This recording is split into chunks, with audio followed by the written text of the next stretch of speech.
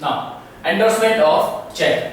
When check received from customer is given to some other party, that is endorsed or on receipt, it is recorded on the debit side of the cash column. Endorsement का मतलब आप समझना अभी और अब कि sir endorsement मतलब क्या होता है, क्लियर? तो एंडोर्समेंट का मतलब क्या होता है कि सपोज अब कोई कस्टमर है आपका, है ना, उसके पास से आपको पेमेंट लेना है, क्लियर? उसके पास से क्या करना है, आपको पेमेंट लेना है। लाइक एग्जांपल आपको देता हूं कि हमारे पास ये कुछ कस्टमर है ना, लाइक ये हम खुद है, ये हम लोग है, एंड हमको ए के पास से कुछ अमाउंट रिसीव करना है, मींस हमको कुछ पैसे लेने हैं, है ना। हम लोग कौन है, बी, ठीक है, या मैं यहां लिख देता हूं वी आर द ओनर। चलो बस ये अच्छे से याद रहेगा, वी आर द ओनर। हमें ए के पास से समथिंग 10,000 रुपीज जैसे वो मुझे लेने हैं क्योंकि मैंने उसे कुछ बेचा था, है ना। और सी नाम का कोई पर्सन है जिसे मुझे क्या करना है, पैसे देने हैं। मींस एक साइड से कैसे मैं रिसीव करूंगा और एक साइड पे क्या करने पड़ेंगे, मुझे पे करना है। क्लियर? ये तो हर किसी को मालूम है कि मैंने इसको सेल्स किया होगा, है ना, मैंने इसको सेल्स किया होगा और इनके पास से परचेज किया होगा। अब ऐसे में क्या हो रहा है, सामने वाला पर्सन क्या बोलेगा कि सर मेरे पास कैश अवेलेबल नहीं है, मैं आपको चेक दे दूं। क्लियर? क्या बोलेंगे कि सर मैं आपको चेक दे दूं, हम भी एग्री करेंगे कि ठीक है चेक दे दो, लेकिन एक काम करना, आपने भी चेक बुक देखी होगी, है ना, चेक देखा होगा जिसमें आपको एक साइड डेट आते हैं, नेम ऑफ अ पर्सन आता है ना, देन यहाँ पे आपको ऊपर आपकी बैंक का नाम आएगा, अमाउंट का कॉलम होता है यहाँ पे, सिग्नेचर, देन दी रिटर्न वर्ड्स में आपको स्पेल आउट करना होता है आपने जो अमाउंट लिखी है उसको। इसी तरीके का फॉर्मेट होता है ना पूरा। अब इसके अंदर क्या बोलते हो कि भाई मुझे 10,000 तुम मुझे दोगे, मुझे सामने वाला सेम पर्सन उसे भी कितने 10,000 रुपीज देने, जरूरी नहीं यही कि यही देने, मैं भी उसको पेमेंट उतना ही देना है उसको। तो वो क्या बोलेगा कि एक काम करना, आप चेक जो दोगे ना ऊपर उस पर नाम मत लिखना। क्या बोले, नाम मत लिखना, जो अमाउंट है सर्टेन अमाउंट है कि 10,000 रुपीज का चेक देना है मुझे, इस तरीके से दे देना। डेट लिखनी हो तो डेट भी दे देना, लेकिन ऊपर नाम मत लिखना। ऐसा क्यों बोल रहा हूं, ताकि जब चेक वो बी को देगा तो वो नाम किसका लिख देगा, बी का, तो ये पैसा सिर्फ किसको मिलेगा, बी को। लेकिन बी को तो सी को भी पेमेंट देना है, तो उसके लिए फिर डी को एक और क्या करना पड़ेगा, उसको एक और चेक सी के नाम का बनाना पड़ेगा, है ना, ऐसा ही करना पड़ेगा। तो इसलिए ऐसी कंडीशन में जो बी पर्सन है वो क्या बोलेगा कि सर आप चेक पे नाम मत लिखो, सिर्फ मुझे जो पर्टिकुलर अमाउंट है ना उतने का सिर्फ क्या दे दो, चेक दे दो, है ना। चेक जैसे बी को मिलेगा, बी को भी सेम अमाउंट किसको देनी थी, सी को देनी थी, वो क्या करेंगे, इस अमाउंट को डायरेक्ट किसको दे देंगे, सी को चेक ट्रांसफर कर देंगे।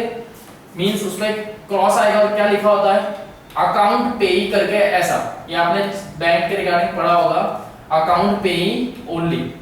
आइदर इसका स्टैंप लगता है या तो चेक के साइड पे क्रॉस चेक इस तरह से किया जाता है, कैंसिलेशन चेक, है ना। इसमें क्या होता है कि जिसका नाम यहां लिखा हुआ है, जिसका भी नाम लिखा है उसी को वो पैसे मिलेंगे, बस इस तरीके से होता है, बराबर। तो बैंक को भी क्या, प्लस आपको भी पता होगा कि आपका पैसा किसके पास गया है ना, अकाउंट पे के रिगार्डिंग। ये आपने देखा होगा बैंक के ट्रांजैक्शन जो होंगे वो किए भी होंगे, उसी में होता है।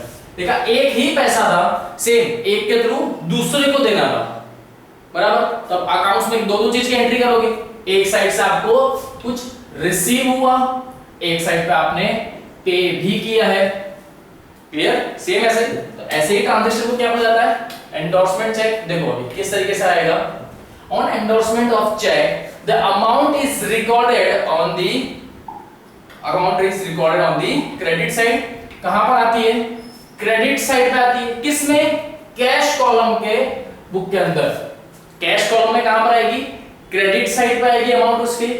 देन फॉर एग्जांपल, अब आपको यहां पे क्या एक एग्जांपल दिया हुआ है, एग्जांपल समझिए, 22 मई, बराबर, 22nd May 2014 a check of rupees 8,000 is received from miss JP trader, miss JP trader से उनके पास से हमें क्या चेक मिला है, हमने रिसीव किया कितना 8000 रुपीस का मुझे चेक मिला है। आगे सेंटेंस पढ़ना, on May 27, 2014 it was endorsed in favor of, endorsed means ये जो चेक मुझे मिला है अब मैंने इसको किसके नाम पे कर दिया है, मिस कपिला ट्रेडर्स। क्यों? क्योंकि मुझे कपिला ट्रेडर्स को भी कुछ पैसे देने ही थे, बराबर। एंडोर्स उनके नाम पे कर दिया, फेवर है ना, उनके लिए कितना होगा, सेम अमाउंट। दूसरी बताइए क्या, नहीं, चेक में हमेशा रखना जब भी एंडोर्स का आता है ना, अमाउंट जो भी होगी आपकी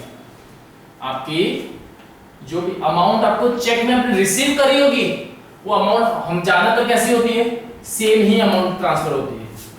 कैसी होती है, सेम ही अमाउंट दूसरे को जाएगी। नहीं बताया मतलब कितना हो गया, 8000 ही ट्रांसफर किया। क्वेश्चन फिर से समझो, जेपी ट्रेडर के पास से हमें पैसा मिला, वो पैसा हमें किसको देना है, कपिला ट्रेडर्स को पैसा देना है। जर्नल एंट्री इसकी बनाएंगे, प्लस डेट का ध्यान रखेंगे। डेट कौन सी दी हुई थी हमें, 22 मई को पैसा आया था, सॉरी इट्स अ चेक, हमारे पास चेक आया था, हमने उस चेक को कपिला ट्रेडर्स को कब दिया, 27 मई को हमने उनको दिया। डेट आप याद रखेंगे क्योंकि डेट के अकॉर्डिंग ही ट्रांजैक्शन होंगे सारे। Bank account cash book same format आपका बन जाएगा ना। आपके पास जेपी ट्रेडर्स के पास से पैसे आए थे, है ना, आपके पास चेक आया, क्या आपने उसी दिन उस चेक को डिपॉजिट कर दिया था या उसी दिन ट्रांसफर कर दिया था, मुझे तब बताओ, क्या आपने उसी दिन किया था। देखो इसलिए यहाँ पे डेट पे ध्यान रखना है।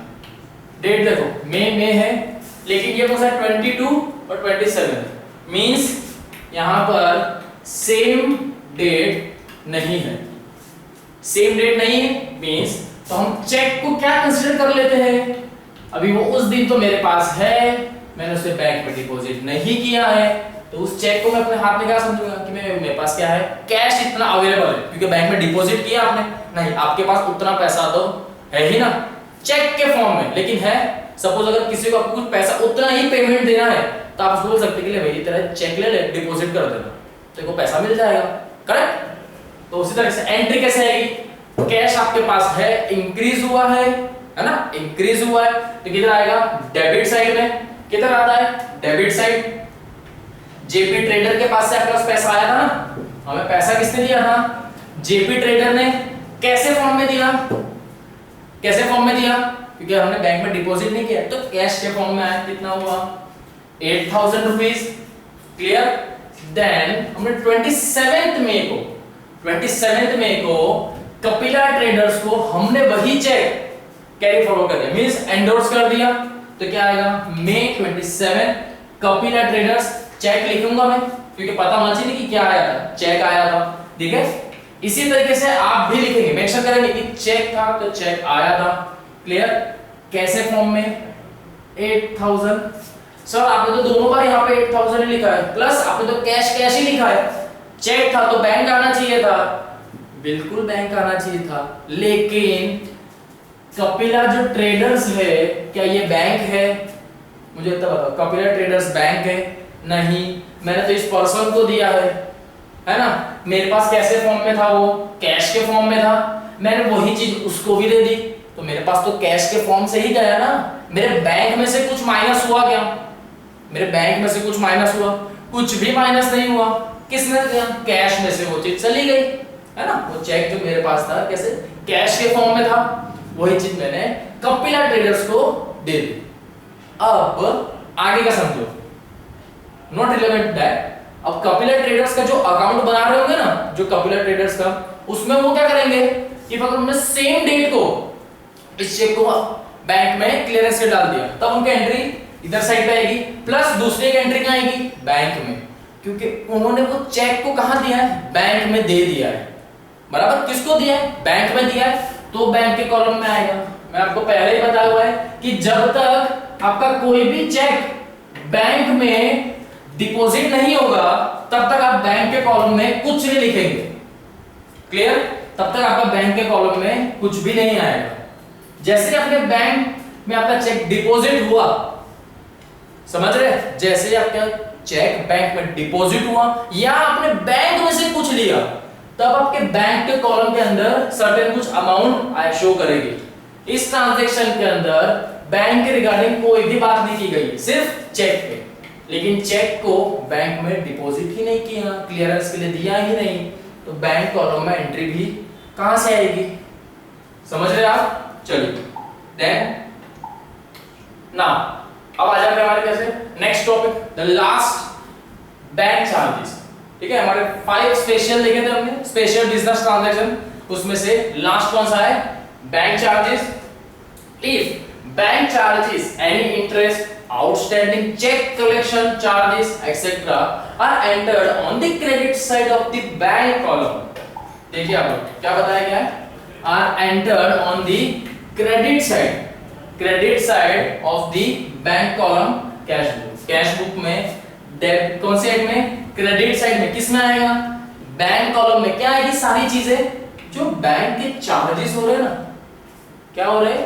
बैंक के द्वारा जो आपसे चार्जेस लिए जा रहे हैं, होते हैं ना बहुत सारे। आजकल अगर देखा जाए एसएमएस चार्ज होता है ना, एसएमएस चार्ज होता है, देन आपका डेबिट कार्ड, क्रेडिट कार्ड, इन सब के भी चार्जेस होते हैं, प्लस पासबुक का भी एक चार्जेस लिया जाता है। बैंक बहुत सी चीज के सामने आपसे क्या लेती है? उसका इंटरेस्ट लेती है ना, चार्जेस तो डिडक्ट करेगी। क्यों? क्योंकि वो आपको क्या दे रही है? एक फैसिलिटी दे रही है ना, आपको क्या दे रही है? फैसिलिटी दे रही है, तो उसके रिगार्डिंग वो चार्जेस भी डिडक्ट करेगी, बिल्कुल। Now similarly if bank gives interest collects commission etc, this will be recorded on the debit side of the bank column। यहां पर एक चीज समझिए, जब आपके पास से बैंक कोई चार्जेस ले लेती है, चार्जेस, बैंक कोई भी आपसे चार्जेस लेगी, लगे कि यार मेरे पास से पैसे जा रहे हैं, बोलते ना हमारे बैंक में से पैसे कट गए, तो याद रखना वो हमेशा किधर आएगा? क्रेडिट साइड पे। कहां पर आएगा? Credit side. और जब ऐसा लगे कि बैंक की तरफ से मुझे कुछ मिला है, बहुत कम टाइम ऐसा होता है जब बैंक की तरफ से आपको कुछ मिलता है, वो किधर आएगा? आपके डेबिट साइड पे। कौन से कॉलम में आएगा? ये तो कॉमन सेंस की बात हो गई। कौन से कॉलम में आएगा? बैंक कॉलम में ही आएगा। कौन से कॉलम में आएगा? बैंक कॉलम में है, क्योंकि आपको इंटरेस्ट भी किस में मिला? आपके बैंक अकाउंट में। आपसे जो चार्जेस कटे वो भी किस में? बैंक के अंदर ही हो, तो बैंक कॉलम में ही आएगा। जैसे इसमें आपको मिलता है ना, सर्टेन आपकी कुछ अमाउंट होती है, उसके ऊपर आपको इंटरेस्ट मिलता है, जैसे लाइक 10,000 रुपीज थे, उसके ऊपर 6% के इंटरेस्ट के हिसाब से आपको 60 रुपीज लाइक या कुछ इंटरेस्ट मिलता है। जस्ट लाइक एन एग्जांपल दिया मैंने, अब हर चीज का अपना अलग अलग होता होगा ये, है ना। चलिए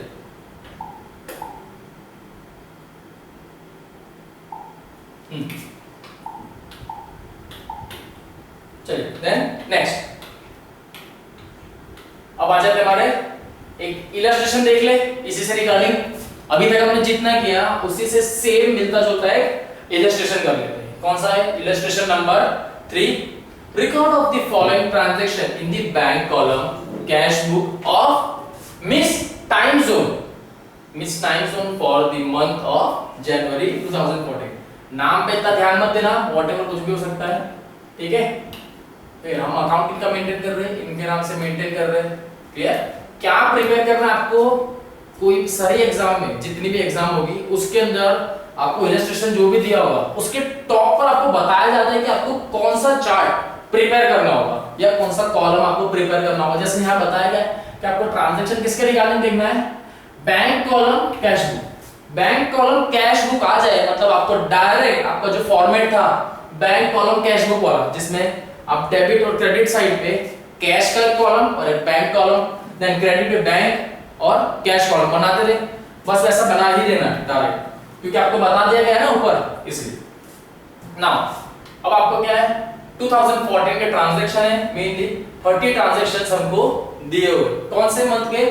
जनवरी मंथ के पूरे ट्रांजैक्शन हमें दे के रखे। चलिए तो इसी के रिगार्डिंग हमारा एक फॉर्मेट बना ले। जो था हमारा फॉर्मेट हमारा कुछ इस तरीके से होगा, है ना, कुछ इस तरीके से होगा format. Bank column cash book debit credit, then date particular LF cash bank, rupee की साइन कंपलसरी बताएंगे, date particular LF cash and bank. Clear? चलिए देन आ जाते हैं हमारे, स्टार्ट करें अभी। चलो कौन सा है? जनवरी, 1 जनवरी का आपको एक ट्रांजैक्शन दिया है। क्या बता रहे हैं? देखो दोनों के अंदर आपको एक चीज कॉमन दी है, क्या है? आपका बैंक बैलेंस और कैश बैलेंस बताया गया है।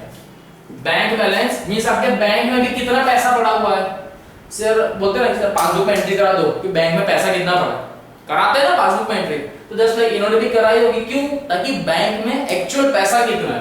तो भाई बैंक में 32,500 रुपीस बैंक बैलेंस है, और देखेंगे कि यार कैश कितना पड़ा हुआ है, तो कैश भी चेक कर लिया। तो कैश कितना है? 12,300 कैश है। कौन से मंथ में? जनवरी के ओपनिंग में, है ना, जनवरी के ओपनिंग में हमने इसकी एंट्री सीखी थी। किस तरीके से आएगी? बैंक बैलेंस होगा तो किधर साइड पे आता है? जल्दी से बताइए, बैंक बैलेंस कौन सी साइड पे आएगा? यहाँ पे बैंक बैलेंस है आपका, बैंक आपका कैश बैलेंस किधर आता है? टू बैलेंस BD कितना दिया हुआ है? 12,300, बैंक कॉलम में 32,500। क्लियर? चलिए सेम, क्योंकि यही दोनों एंट्री थी ना, तो इन दोनों को मर्ज करके लिख दिया है। याद रखा, क्योंकि डेट एक ही है और दोनों ओपनिंग बैलेंस ही, तो मुझे अलग से यहाँ पर वापस से 1 जनवरी बैलेंस BD और बैंक के बनाने की जरूरत ही नहीं है, ओपनिंग ही है ना, सेम डेट पे, इसलिए एक में कंबाइन कर दिया। अगर डेट अलग होती, ऐसे तो कभी भी नहीं होता है, क्योंकि फर्स्ट डेट को ही ओपनिंग बैलेंस कंसीडर किया जाता है। But like just an example कि आप सपोज कि अगर डेट अलग हो जाती, डेट अलग होती, तब आप इन दोनों को कंबाइन नहीं कर सकते थे, क्योंकि हमें डेट वाइज ट्रांजैक्शन दिखाने होंगे। क्लियर? चलिए देन कौन सा है? ये भी हो गया हमारा, पूरा कंप्लीट हो ही गया ना, ये भी हमारा हो चुका है पूरा। देन किसका आ गया? 3 जनवरी, परचेज गुड्स बाय चेक। क्या किया आपने? Purchase goods by cheque. आपने क्या किया? कोई गुड्स परचेज किए, उसके सामने आपने क्या कर दिया? चेक दे दिया। जर्नल एंट्री क्या आ जाएगी? परचेज अकाउंट टू, आपने क्या कर दिया? To bank. आपने चेक दिया ना, आपने क्या किया? चेक दे दिया। आपने मिस टाइम जोन जो है purchase goods by cheque, cheque के थ्रू परचेज किया, सामने क्या दे दिया? चेक दे दिया, है ना। कितने का था? 5,300 का। क्लियर? चलिए इसकी एंट्री कर देंगे। कहां पर आएगी? आपके पास से बैंक में से पैसा कम हो जाएगा। क्यों? क्योंकि आपने तो चेक दिया है, पैसा कम हो जाएगा ना। पैसा कम होगा तब किधर आता है? क्रेडिट साइड पे। क्लियर? कहां पर आएगा? क्रेडिट साइड पे। 3 जनवरी, है ना, दिया आपको 3 जनवरी परचेज किया था। कैसे? बैंक में से पैसे कट गए, क्योंकि आपने चेक दे दिया। सामने वाला ऐसा तो नहीं डालना है, ये रहने दे, चेक नहीं डालना, ऐसा करेगा। सो ऑब्वियसली वो तो डालेगा ही चेक, है ना। बैंक में वो क्लियरेंस के लिए देंगे ही। कितना आपका डिडक्ट होगा? जितने की आपने अमाउंट में परचेज किया था उतने ही अमाउंट का चेक बनाओगे। तो बैंक में से कितना जाएगा? 5,300 आपके बैंक में से डिडक्ट हो गया। Clear? Now next, goods sold for cash. क्या हुआ है? आपने गुड्स सोल्ड किए, लेकिन कैसे में? कैश में सोल्ड किए। जर्नल एंट्री आनी चाहिए एकदम। किस तरीके से आएगी? गुड्स सोल्ड किए मींस क्या आ जाता है? Cash account to sales account, यही आती है हमारी एंट्री, है ना। कितना था? 9,500, 9,500। एंट्री देखना, हैंडराइटिंग मत देखना, बराबर। इसी तरीके से आती है हमारी एंट्री। कैश अकाउंट क्या दिया था? Goods sold for cash 9,500। आपके पास सेल्स जब भी करोगे कैश में तो पैसा तो आएगा ही। सेल्स करते किस लिए? इनकम जनरेट करने के लिए। तो किधर आएगा? डेबिट साइड पे। 8 जनवरी सेल्स, है ना, ये पॉइंट तो हो गया ना हमारा, ये हो गया। कितना था? 9,500। कैसे मिला आपको? मिला कैसा है भाई? कैश के थ्रू मिला है। कैसे मिला है? कैश के थ्रू। तो लिखोगे भी कौन से कॉलम में? कैश कॉलम में। कैश कॉलम में कितना लिखा? 9,500 कैश कॉलम में जाएगा, बराबर है ना। Next, purchase typewriter by cheque. क्या किया आपने, परचेज किया, क्या टाइपराइटर। जर्नल एंट्री सी किस तरीके से बनेगी, जल्दी बताइए, जर्नल एंट्री कैसे बनेगी। टाइपराइटर इज एन और एसेट, बिजनेस के टाइपराइटर क्या होगा, उसकी एसेट हुई, तो जर्नल एंट्री क्या आएगी, जर्नल एंट्री क्या जाएगी, टाइपराइटर अकाउंट डेबिट टू, आपने क्या दिया बदले में, चेक, मींस क्या आ गया, बैंक, यही आएगी journal entry. Typewriter account debit to bank account, clear, ऐसी आएगी। पैसा आपके पास से चला गया है, किसके थ्रू, बैंक के थ्रू आपके पास से पैसा गया है, कितना गया है, 5400 रुपीस गया है। पैसा जब भी जाता है तो कौन सी साइड पे आता है, क्रेडिट साइड पे, कौन साइड पे आएगा, क्रेडिट। 10 जनवरी टाइपराइटर कितना गया, 5400, आपने चेक दिया था तो बैंक के कॉलम में से कितना डिडक्ट कर दोगे, 5400, बराबर। नाउ नेक्स्ट कौन सा है, 15, sold goods and received check deposited on the same day. अब आपको इसको देख के कुछ याद आ रहा है कि आपको चेक मिला है ना, हमने कोई गुड्स सोल्ड किए थे जिसके लिए हमें क्या मिल गया, उसका चेक दिया सामने वाली पार्टी ने, क्या किया, हमें चेक दिया और हमने रिसीव भी किया, बराबर।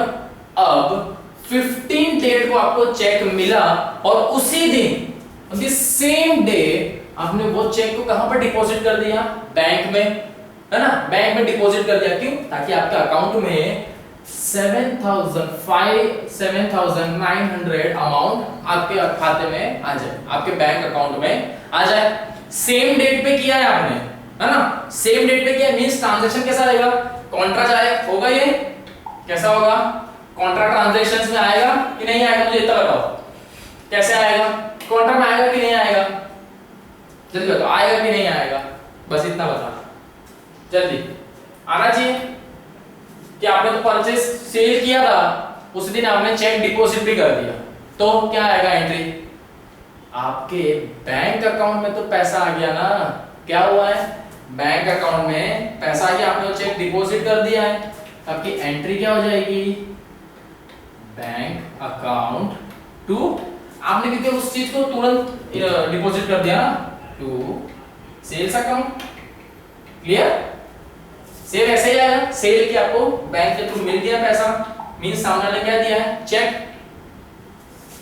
15 जनवरी सेल कितना था, 7,900 का आपने क्या किया था, सेल किया था, क्लियर। आ गया बैंक कॉलम में, क्योंकि आपने चेक कैसा मिला है, बैंक के थ्रू मिला है, इसीलिए। Next, purchase stationery by cheque, यहां पर क्या किया आपने, कुछ परचेज किए आइटम्स थ्रू चेक, मींस सामने आपने क्या दिया होगा, चेक दिया होगा। स्टेशनरी, बिजनेस में कोई एक ही बार लेके आता है क्या, pen pencil, again and again, वो तो डेली वर्क का काम है, पेन पेंसिल नोटबुक, आपको ये सब चीज चाहिए ही। एंट्री क्या की, जर्नल एंट्री मुझे अच्छे से बताना, आप लोग काम करना है सभी की, मुझे जर्नल एंट्री आप लिखेंगे सभी की, क्योंकि जितनी अच्छे से जर्नल एंट्री प्रिपेयर होगी ना, उतनी ही अच्छे से ये भी आएगा, क्योंकि सेम यही सारे ट्रांजैक्शन होते हैं जर्नल एंट्री के अंदर भी। कैसा आएगा, स्टेशनरी का हम सेपरेट अकाउंट बनाएंगे, क्योंकि नंबर ऑफ ट्रांजैक्शन होते रहते हैं उसके, तो एंट्री क्या आएगी, स्टेशनरी अकाउंट डेबिट टू, आपने क्या कर दिया, चेक दिया है, इट्स अ बैंक, चेक कहां पे जाएगा, बैंक में जाएगा, इसलिए टू बैंक अकाउंट। परचेज किया है, जब भी परचेज करते हैं तो आपके पास जो वैल्यू है, और you can say as a amount आपके पास जो भी है, आइदर वो कैश में हो या बैंक बैलेंस में हो, कम ही होगी, है ना। परचेज कर तब क्या होता है, वो डिडक्ट ही होती है अमाउंट आपके पास की, क्लियर। कितनी थी, 1000 रुपीस, तो कहां पर आएगी, क्रेडिट साइड में, बैंक में से डिडक्ट कर देंगे। जनवरी 17 स्टेशनरी अकाउंट कितना था, 1000 रुपीस का बैंक में से वो पैसा कट जाएगा, है ना। जस्ट लाइक जैसे आज के टाइम पे अगर आप लोग पेटीएम, गूगल पे, फोन पे, Amazon UPI, बहुत सारी चीजें आप लोग यूज करते ही होंगे, नहीं करते तो आपके आसपास में जो यूज करते होंगे उनको पूछना। वो कोई भी ट्रांजैक्शन करेंगे ना तो देखना उनकी बुक के अंदर या जो जिसमें से वो ट्रांजैक्शन कर, लाइक फोन पे, गूगल पे, तो उसके अंदर हिस्ट्री का एक कॉलम आता है, वहां पर आपको पूरा बताएगा किस में से ट्रांजैक्शन हुए, तो उस तरीके से वो सारी चीज बताता है। नो डाउट वो सारी चीज लिंक किसमें से है, किसमें से लिंक है, आपके बैंक में से ही लिंक है। स्टिल उसमें देखना एक आता है जो रिफंड मिलता है ना, आपके वॉलेट में भी जाता है, कुछ अमाउंट वॉलेट में होता है, तो बताएगा कि वॉलेट में से पैसा गया है या बैंक में से गया है, वो भी आपको बताएगा। उसके अंदर कैश का तो आता ही नहीं है। चलिए, then cash deposited into bank, क्या बोला गया है, आपने कैश कहां डिपॉजिट किया है, बैंक के अंदर डिपॉजिट कर दिया है। एंट्री क्या आएगी, bank account to cash account, क्या आएगा, टू कैश अकाउंट, है ना। इसी तरीके से आएगा क्योंकि बैंक में आप क्या कर रहे हैं, अपना पैसा जमा कर रहे हो, क्लियर। अब सेम यहां पर देखो, आप अपने बैंक में पैसा जमा कर रहे हो, एंट्री किस तरीके से आएगी, एक और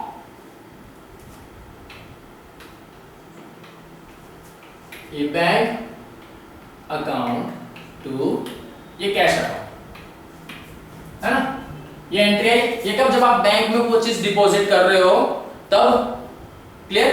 बैंक के हिसाब से, ये तो आप पर्सनल आप लोग के खुद के हिसाब से बुक में, आपके बैंक के जो कॉलम है, आपके बैंक में पैसा आ रहा है, बैंक वाला कैसे आएगा, बैंक में कैसे जाता है, ये बैंक अपने हिसाब से लिख रहा है कि बैंक के पास पैसा आया है, cash account to bank account. ये बैंक अपने हिसाब से नोट करेगा, बैंक के पॉइंट ऑफ व्यू के हिसाब से। क्या हुआ, बैंक क्या सोचेगा कि मेरे पास पैसा आया है, हाँ मेरे पास पैसा आया है, आपके पास से पैसा, बिल्कुल ये रहा, आपके पास से पैसा गया है, बैंक के पास में पैसा आया है, तो बैंक की एंट्री इसी तरीके से होगी।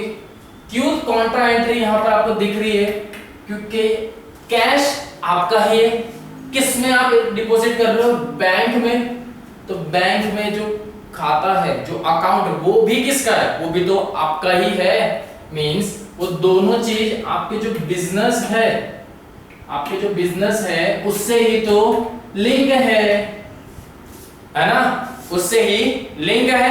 तो मुझे बताना पड़ेगा कि मेरे पास से जो कैश था वो कम हो गया, किस में बढ़ गया, बैंक के अंदर बढ़ गया होगा। सिंपल सी बात है, यही चीज बतानी है कि मेरे जेब के पास कुछ कैश है, वो चीज मैं किसने, बैंक में डिपॉजिट कर दी। अमाउंट तो अभी भी मेरे पास उतनी ही होगी, कैसे, 100 रुपए मेरे पास थे, मैंने डिपॉजिट कर दिए बैंक में, क्लियर। स्टिल मेरे बैंक में गए पैसे, मेरे पास कैश अवेलेबल नहीं, लेकिन मेरा बैंक बैलेंस में जितना मेरे पास से कैश कम हो गया है, उतना ही मेरा बैंक बैलेंस में अमाउंट बढ़ गई है, बराबर। सेम, चलिए इसी के रिगार्डिंग ट्रांजैक्शन है, cash deposited into bank, general entry आनी चाहिए, बैंक टू कैश कितना था, 10,000 रुपीज। कैसी एंट्री है, कॉन्ट्रा एंट्री है, बताएगा ना, जब भी कैश और बैंक की बात होगी तब कैसे एंट्री होगी, कॉन्ट्रा।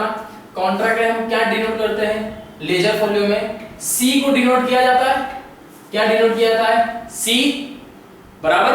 चलिए एंट्री कैसे आएगी, जनवरी 20, क्या आएगा, कैश, कैश टू बैंक, आपके पास कैश किधर गया, बैंक में, जनरल एंट्री हमने प्रिपेयर करी है, वही आएगी, बराबर। देन क्रेडिट पे क्या है, बैंक किस में से आया, कैश में से 10,000 रुपीज गया, बराबर। सेम ऐसे आपको जर्नल एंट्री आनी चाहिए, उस जर्नल एंट्री के बेस पे ही आप ये पूरा क्लियर करेंगे, बराबर। देन कॉन्ट्रा एंट्री सबसे इजी आती है आपको, क्योंकि इतना है कि आपके पास से कैश था, अब वो कैश आपने किस में ट्रांसफर कर दिया है, बैंक कॉलम में। बैंक कॉलम में पैसे कहां से आए, कैश के थ्रू आए, 10,000 रुपीज, क्लियर।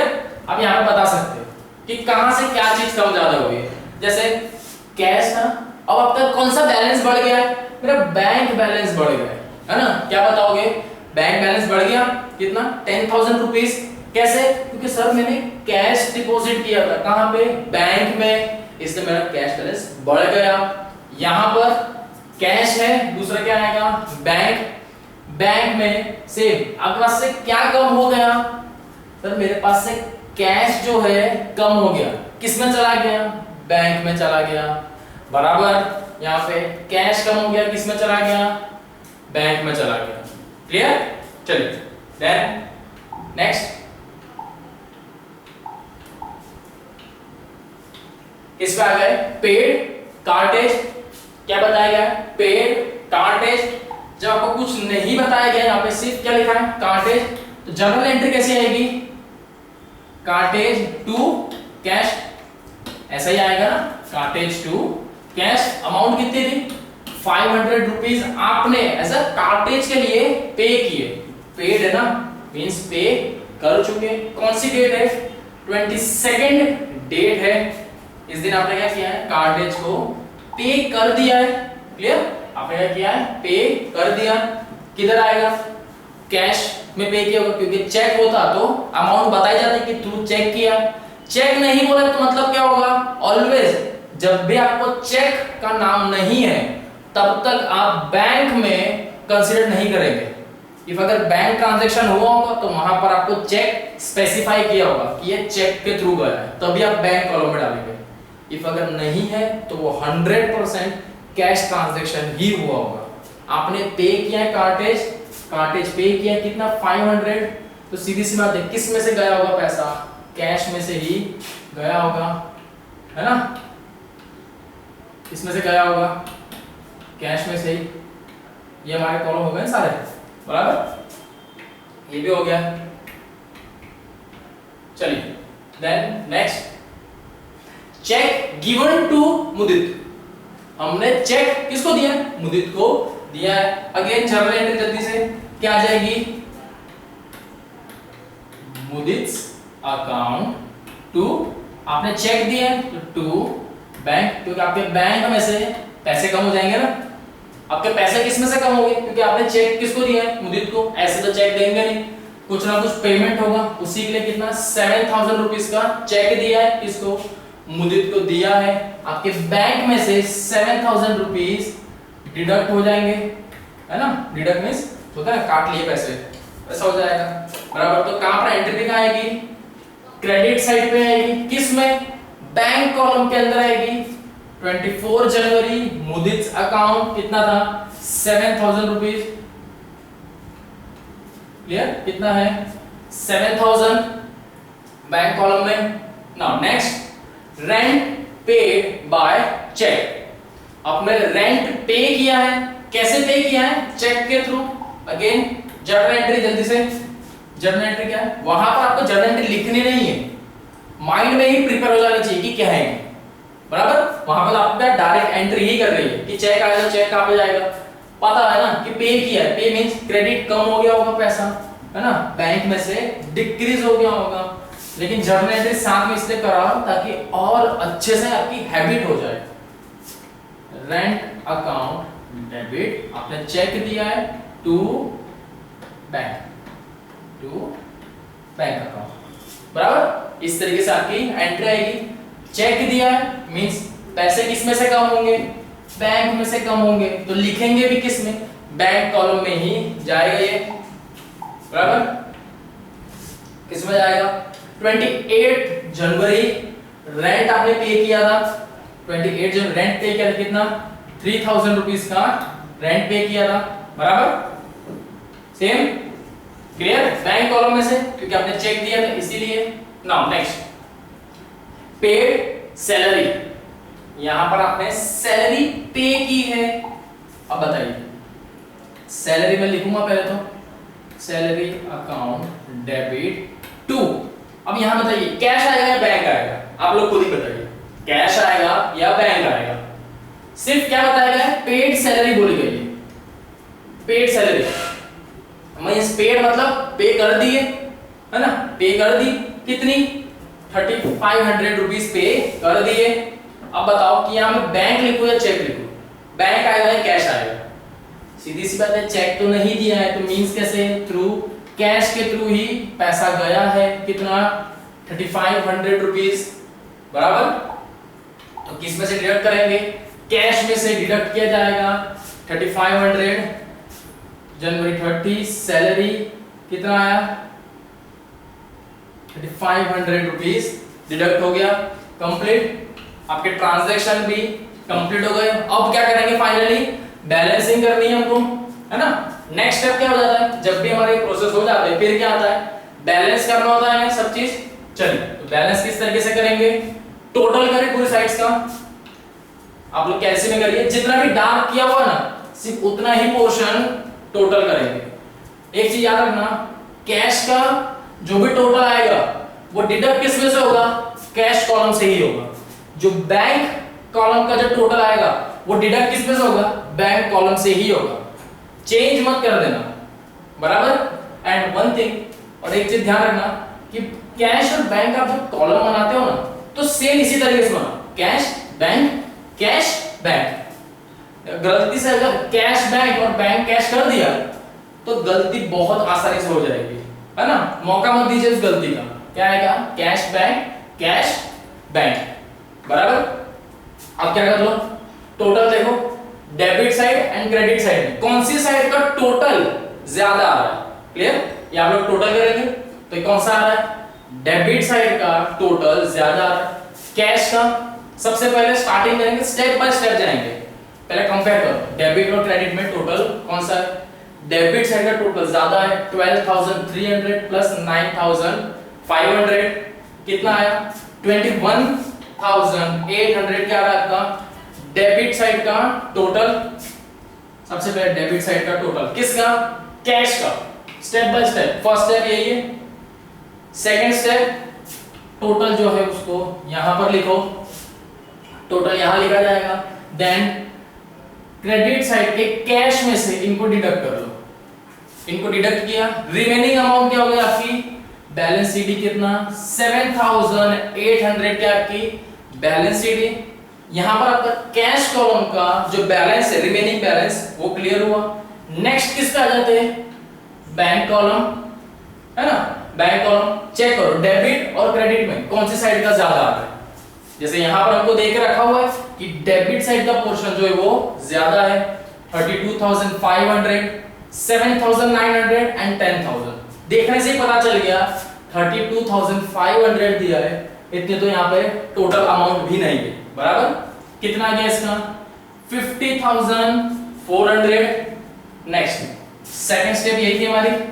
अब क्या करेंगे टोटल दोनों साइड पे इक्वल बैलेंस हमारा रूल था। इसमें से क्रेडिट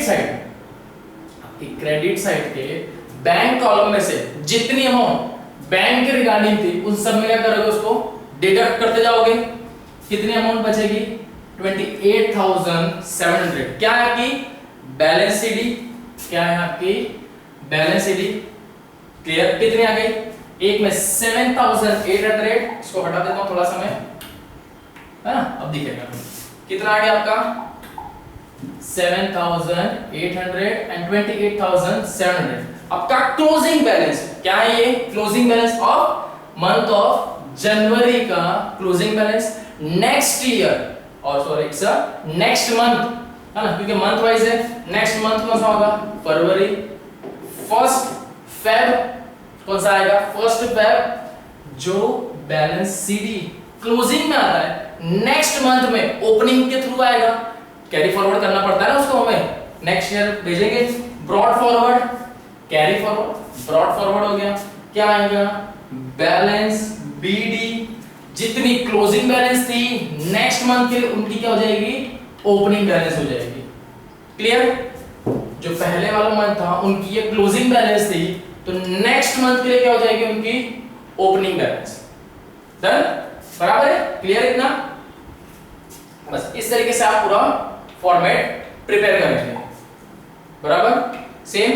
और सारी जर्नल एंट्री आप इन सभी की जर्नल एंट्री भी आप प्रिपेयर करेंगे ही करेंगे।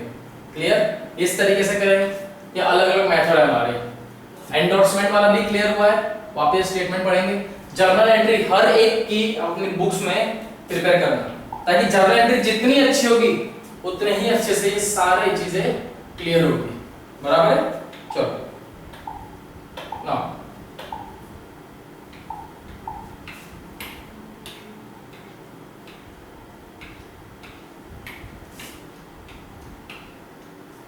चलिए बस इस तरीके से टोटल करके सब आ जाएगा।